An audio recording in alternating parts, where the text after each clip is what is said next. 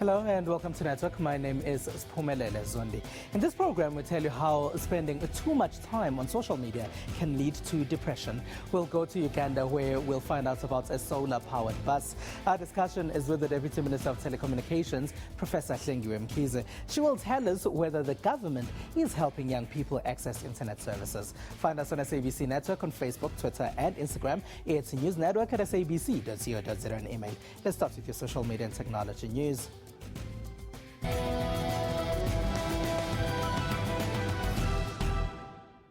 Now, how much time do you spend on Facebook, Twitter, Instagram, or any other social media platform? And if you spend a long time there, do you ever worry about the number of likes, comments, and shares that your posts get? This next insert takes a look at the psychological impact of spending too much time on social media. Just about everyone checks into Facebook to see what their friends are doing at some point. Some do this more than others. It became very intimidating when I would see other people getting like 500, 1,000 likes, and I'm checking, I only have like 20 likes. I spy on Facebook. I meet a person, the person tells me their life story. You know, I don't trust people easily, so I'm gonna search for you on Facebook and try to get information about you. Researchers at the University of Missouri have proven that spending time on social media networks can lead to many feeling depressed. This happens a lot to people who compare themselves to their social media friends. If they find out that some have just started great new jobs, or they are in a seemingly happy relationship, or if they have just bought new houses, they start to get fueled with envy. Something like Facebook can amplify low self-esteem. So one of the hallmarks of low self-esteem is that we're very concerned what people think about us. So hypothetically, we go on Facebook and we write a comment and we have 12 likes. So you rather say underneath it has the likes. What that does is, in terms of self-esteem, is, oh, people like me, they're validating me. So that makes you want to come back for more. Conversely, if you then say stuff and people then don't follow you, and then what can happen is you can start to feel ostracized. This can create anxiety, and this can perhaps lead to depression because of that inner need to fit in. And that's what, as an example of Facebook, that's what it can do. The study found that people high in neuroticism go to post stuff on social media to get the validation they can't get offline. Whatever I post, it has to be liked. Like if you post something and people don't like it, then it's like you're talking to yourself basically. And the main point of us posting on Facebook is to like reach out to the people and get them to understand and like what we say. When they receive more likes and comments, they tend to experience the benefits of social inclusion, whereas those with few likes or one or two negative comments feel ostracized. Extroverts, on the other hand, use social media differently, according to the study. It says they take advantage of Facebook as a tool for social engagement and create statuses about their social activities. They are less motivated by likes and more motivated by interaction with others. There is an innate desire to feel part of a group, to feel part of something. So often what happens is we overshare to fit in.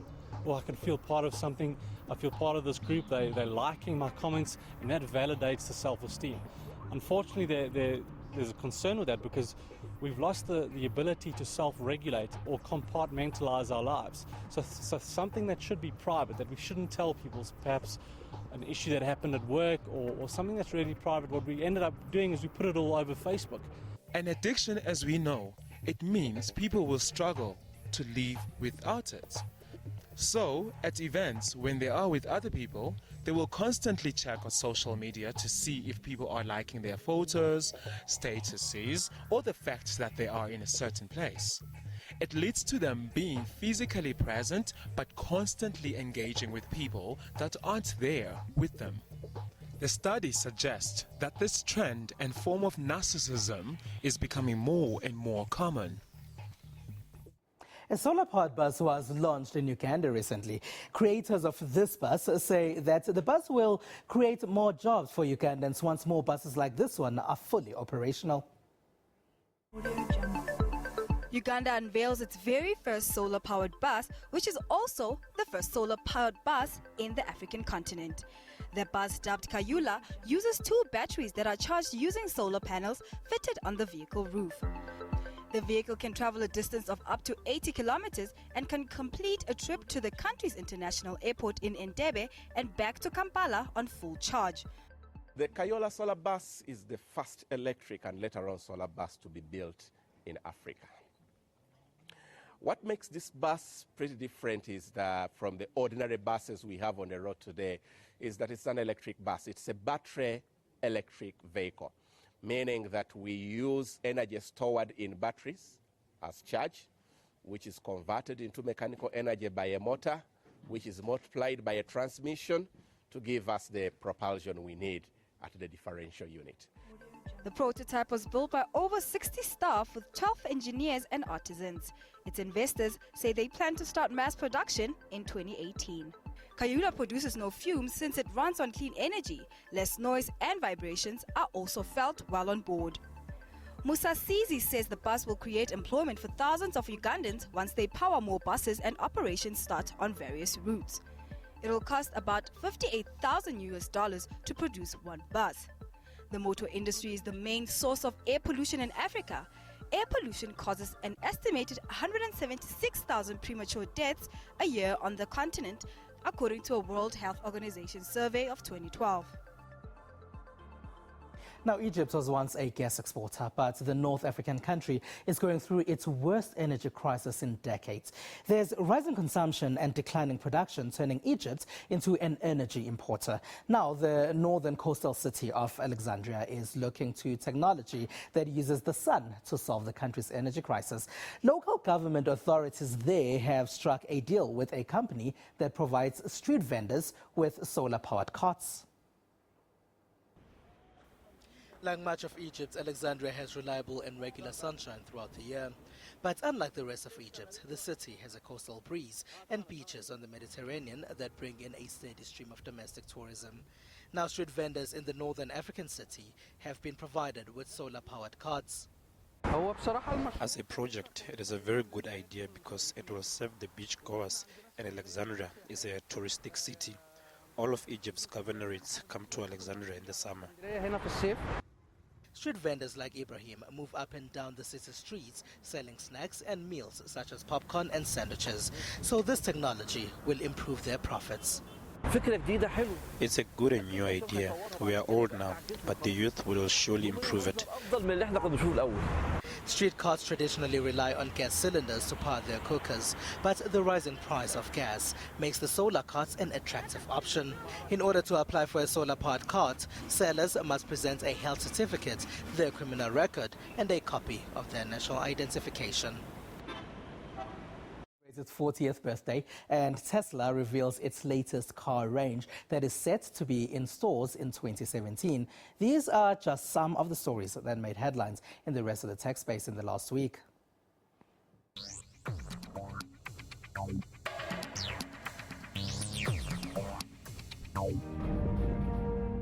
The Federal Bureau of Investigation told law enforcement agencies in the U.S. on Friday that it would try to help them open locked phones on other devices as much as legal and policy constraints allow.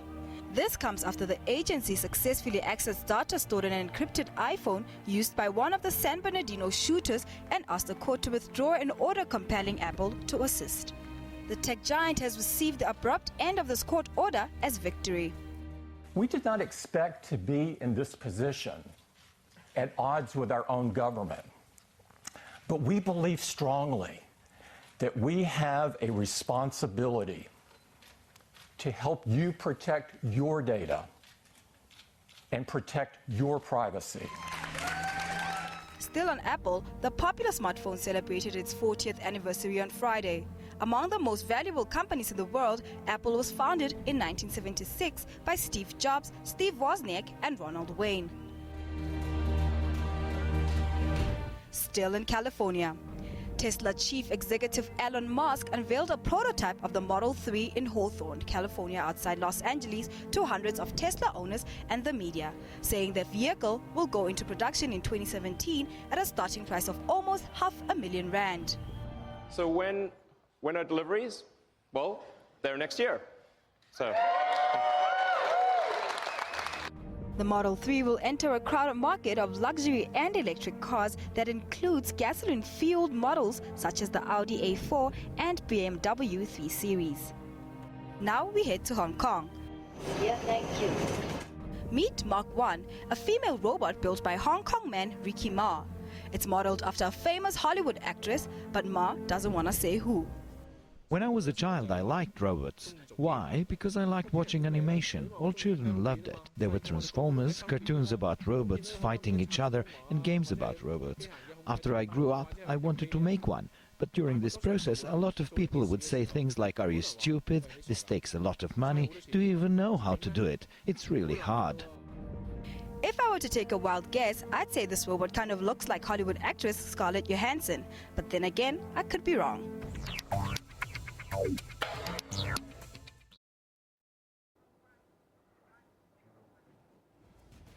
It's SABC Network on Facebook, Twitter and Instagram. News Network at sabc.co.za. After the break, we chat about whether the South African government helps young people connect to the internet. Stay with us.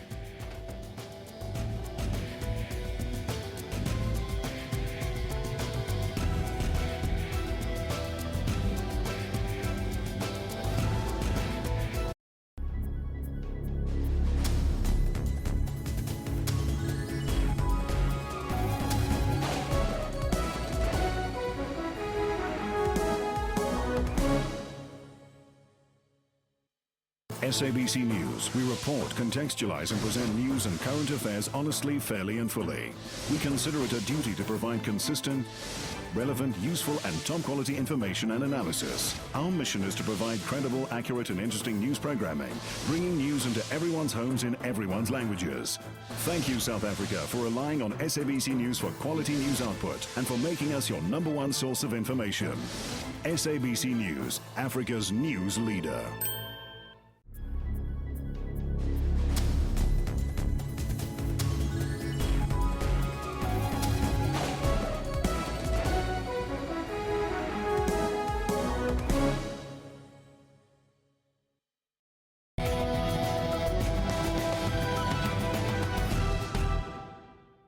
SABC Network on Facebook, Twitter and Instagram. Follow us there, engage with us.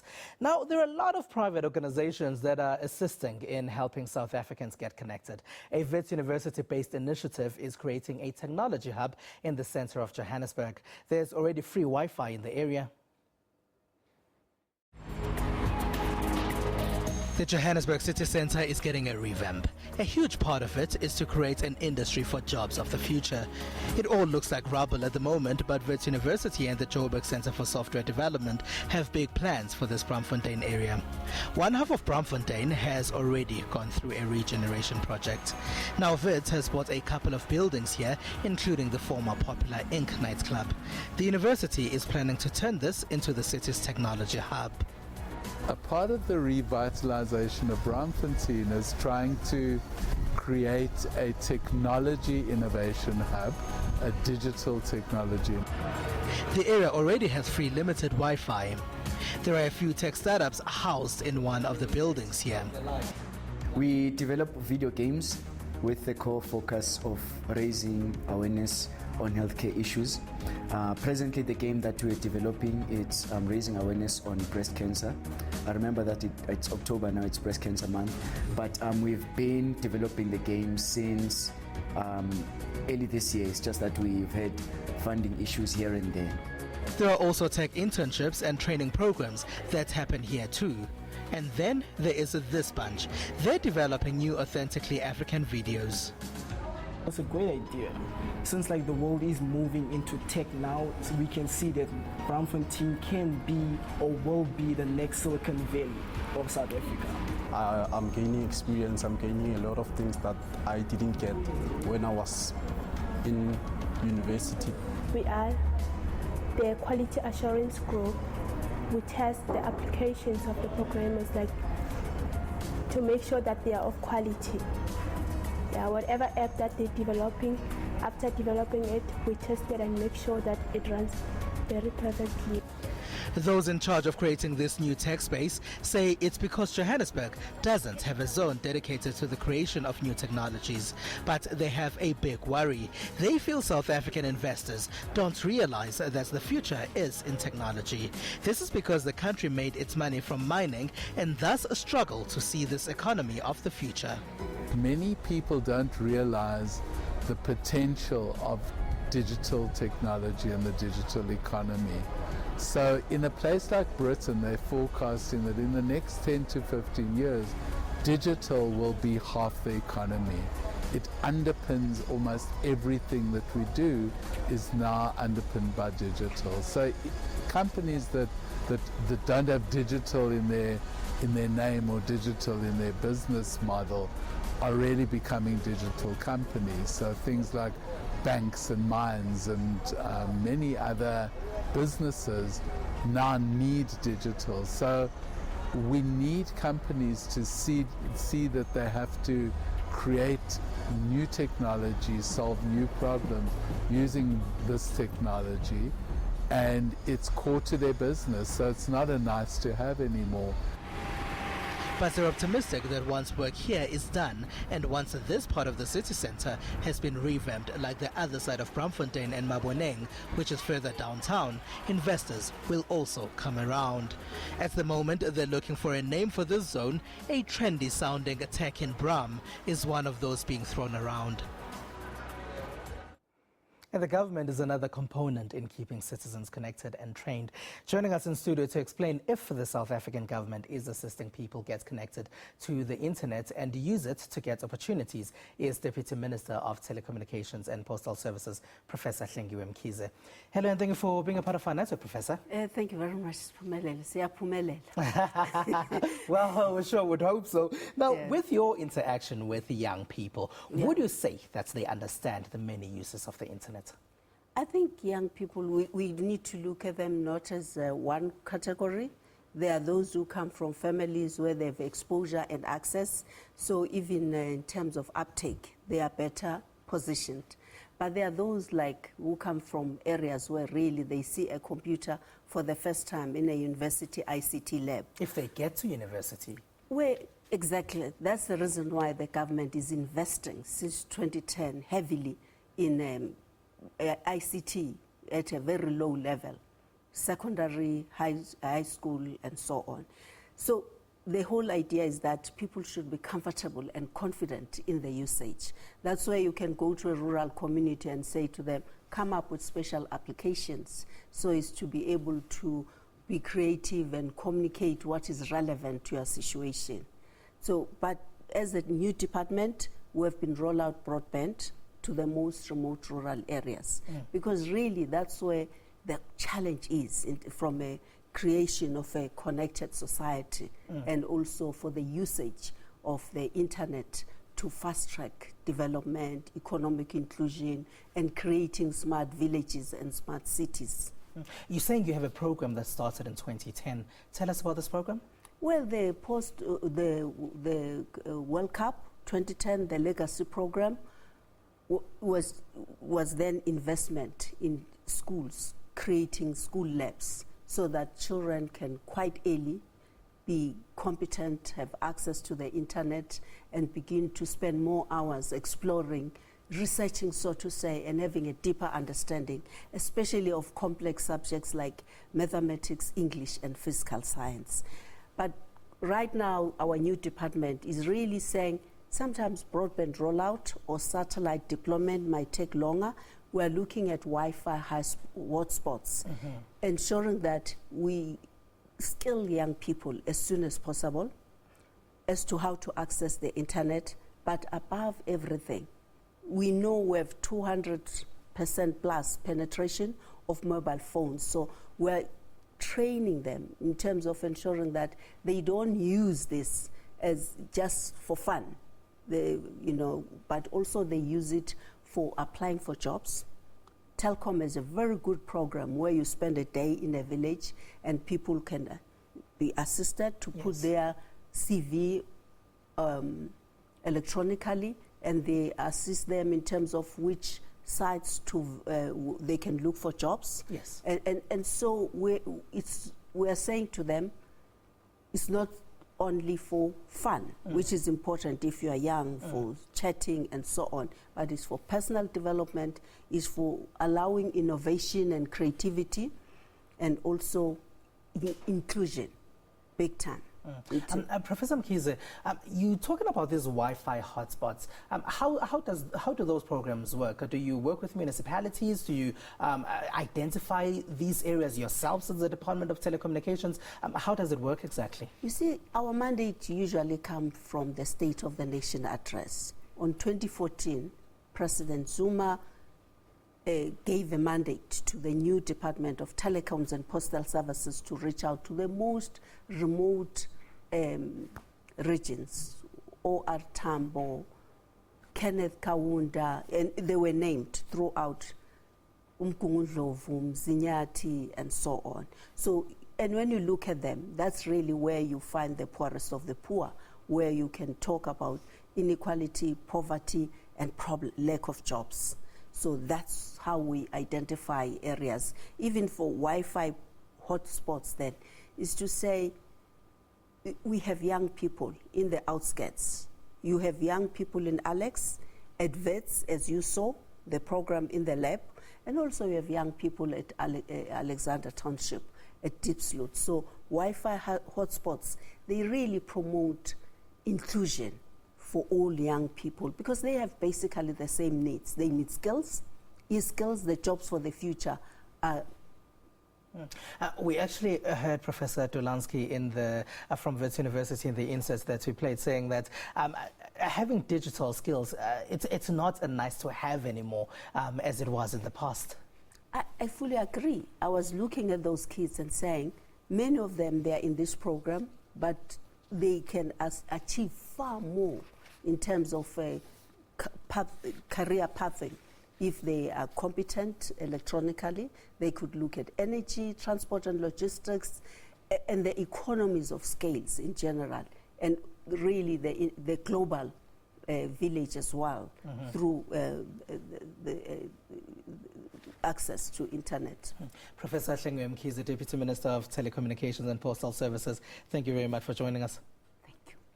All right. Now, this week we caught up with actor Ashish Gangapesad. You'd remember him as a Prada from SABC 3's Isidingo. He told us about his love for technology.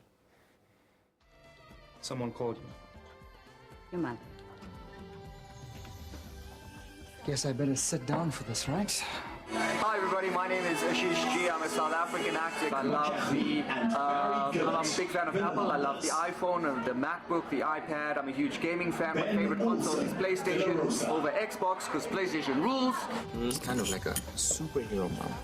But the guilt trip she lays on me, dude. You know, she wants me to get married to a nice girl from a good home, give her grandkids, you know, the usual story. Parents may be parents.